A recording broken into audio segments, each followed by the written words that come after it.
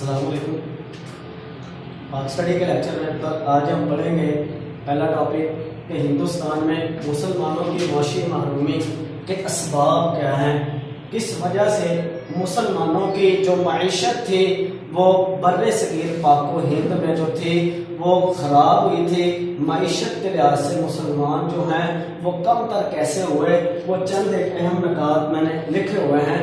सबसे पहली बात मैं आपको बता दूं कि मुसलमानों की मुआशी महरूमी के पीछे जो सबसे बड़ा किरदार था वो अंग्रेज़ों का किरदार था, और दूसरा कहीं हद तक हिंदू भी मुसलमानों को मुआशी तौर पर गिराने में अंग्रेज़ों के साथ थे।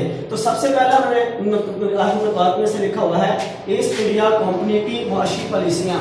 1600 में ईस्ट इंडिया कंपनी ने बर्रे सगीर में अपने कदम जमाने शुरू किए और अपना क़याम किया ईस्ट इंडिया कंपनी ने।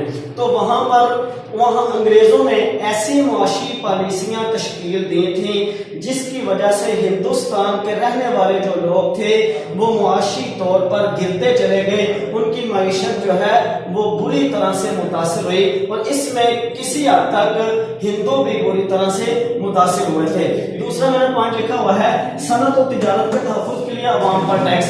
अंग्रेजों ने जो दूसरा बड़ा काम किया था वो ये किया था कि उन्होंने अपनी सनत और तिजारत के तहफ़्फ़ुज़ के लिए, अपनी सनत और तिजारत को बचाने के लिए मुसलमानों और हिंदुओं पर, जो हिंदुस्तान में रहने वाले थे, उन पर टैक्स लगाने शुरू कर दिए थे, जिनके टैक्सों की वजह से ज्यादा तौर पर मुसलमान मुआशी महरूमी का शिकार हुए थे। तीसरा पॉइंट मैंने लिखा हुआ है मुसलमानों की ओहदों से बरतरफी। बाज ऐसे ओहदे थे जो मुसलमानों के पास काफी देर से चले आ रहे थे, अबाओ अजदाद से चले आ रहे थे।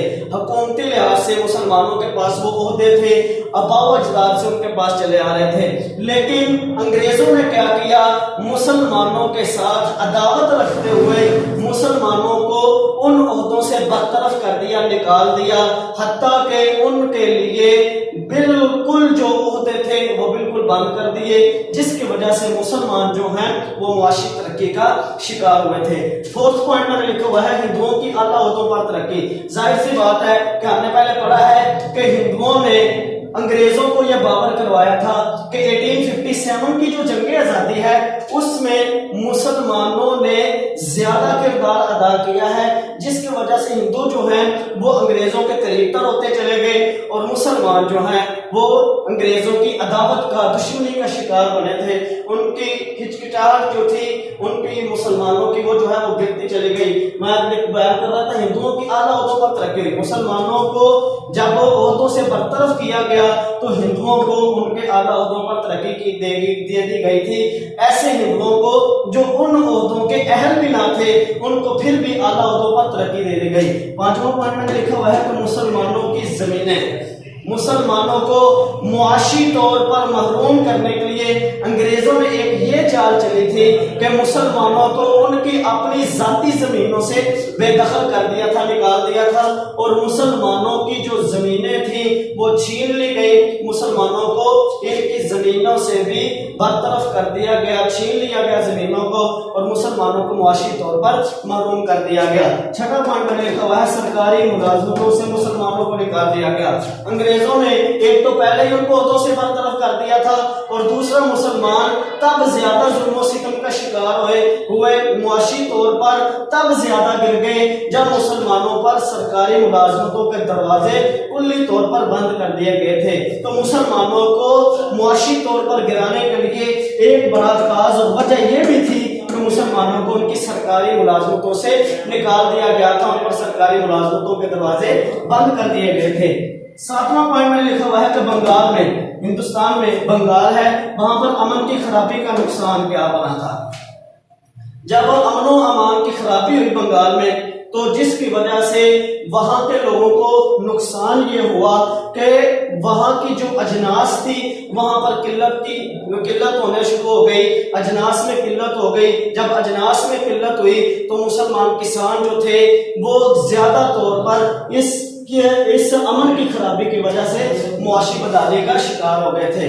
और 8वां पॉइंट है रेशम और सूत के कारीगरों की हिजरत। जाहिर सी बात है कि जब वहां पर टैक्स लगा दिए गए मुसलमानों पर उन टैक्स लगा दिए गए। तो जो ताजर हजरात थे वो अपनी कीमतें बढ़ाकर, अशिया की कीमतें बढ़ाकर बंगाल में जो है ना वो बेचना शुरू कर देते। तो वहां के लोग ज्यादा कीमत होने की वजह से खरीद नहीं पाते थे, क्योंकि मुआशी महरूमी का पहले वो शिकार थे, मईशत मजबूत नहीं थी मुसलमानों की, तो इसलिए वो खरीद नहीं पाते थे। तो जब वो खरीद नहीं पाते थे, इन ताजरों का सामान नहीं बिकता था। तो इन्होंने क्या किया, इन ताजरों ने बंगाल से हिजरत की और बड़े शहरों की तरफ चले गए। दूसरे शहरों की तरफ जब चले गए तो वहां पर जाकर इन्होंने अपना सामान वगैरह बेचना शुरू कर दिया। तो जो जहां पे टैक्स लगाए गए थे, ये ज्यादातर मुसलमानों की मुआशी महरूमी का शिकार बने थे। और 9वां पॉइंट मैंने लिखा हुआ है कि किसानों पर टैक्स की शरह बढ़ा दी गई और ज़राअत का फिर उसकी वजह से नुकसान हुआ। ईस्ट इंडिया कंपनी ने वहां पर किसानों पर ज्यादातर जो है वो टैक्स लगा दिए थे, टैक्सों की शरह को बढ़ा दिया था, जिसकी वजह से किसानों को जो है जब टैक्सों की शरह बढ़ा दी गई तो किसान इसकी वजह से ज़राअत का जो है वो किसानों की ज़राअत को काफी तौर पर नुकसान हुआ। किसान मुआशी महरूमी का शिकार होते चले गए। ये 9 पॉइंट हैं जिनकी वजह से मुसलमान मुआशी महरूमी का शिकार हुए। दोबारा बता दूं कि इसके पीछे सबसे ज्यादा किरदार जो था वो अंग्रेजों का था। अंग्रेजों ने कुल्ली तौर पर मुसलमानों को मुआशी लिहाज से कमजोर करने की कोशिश की थी। यहाँ पर मैंने सिन 2 पॉइंट्स के आगे लिखा हुआ है। एक में लिखा हुआ है कि बंगाल की खराबी का नुकसान। यहाँ पर आपने क्वेश्चन लिख लेना है कि बंगाल में अमन की खराबी की वजह से क्या नुकसान हुआ था। यहाँ पे क्वेश्चन लिख लेना और ये वाला पॉइंट आपने पूरा मार्क कर लेना है। आगे मैंने यहाँ पे लिखा हुआ रेशम और सूत के कारीगरों की हिजरत और टैक्स, तो आपने यहाँ पे लिख लेना है कि रेशम और सूत के कारीगरों की हिजरत की वजह से मुसलमान किस तरह मुआशी बदलाने का शिकार हुए थे। दूसरा पॉइंट आज हम पढ़ेंगे नजरिया पाकिस्तान और अल्लामा इकबाल। पेज नंबर 13 पे आइए। तो सबसे पहले है इकबाल का पहला नजरिया। आप जानते हैं कि अल्लामा इकबाल जो थे ना वो पहल आगाज में हिंदू और मुसलमान के इत्तेहाद के हामियों में से थे। वो पहले यही चाहते थे कि मुसलमान और हिंदू जो है वो मिलकर रहें, इकट्ठे रहें। लेकिन जब हिंदुओं की तंग नजरी और मुतासर रवैये ने मुसलमानों के लिए शिद्दत पकड़ी थी, ज्यादा मुतासर रवैया उनका हो गया, वो ज्यादा मुसलमानों के खिलाफ लाश निकालने लगे।